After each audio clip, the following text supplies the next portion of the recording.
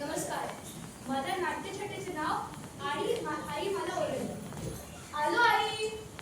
शनिवारी सगळे क्रिकेट खेळत असताना आईने हात मारला आणि म्हणली, शुक्रवारी आमची कॉन्सर्ट झाली ना, तर शनिवारी आम्हाला तर कॉन्सर्टची सुट्टी. हा तर आलो का आई?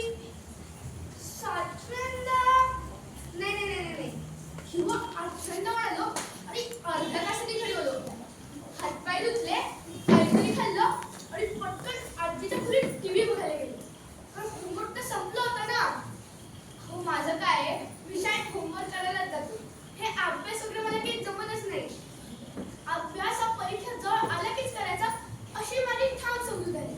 काय करायचं वर्षभर अभ्यास करून आणि एवढा अभ्यास करून मात्र परीक्षेत मार्क काय मिळतात? पण नाही, आमच्या मातोश्रींना अजिबात पटत नाही. अहो अभ्यास करताना पाणी जरी प्यायला उठलो तरी एक तास जास्त अभ्यास करायला लावते. एक तास. म्हणून जसं मी आजीच्या घरी टीव्ही बघायला गेलो तसे तिने मला झटकन बाहेर काढले. काय म्हणली? होमवर्क झालं असेल कदाचित. नाही नाही नाही नाही झालंय झालंय. काय अभ्यास?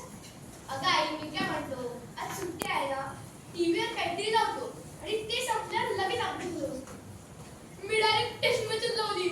5 दिवस निश्चिंती. 5 दिवस करू दे.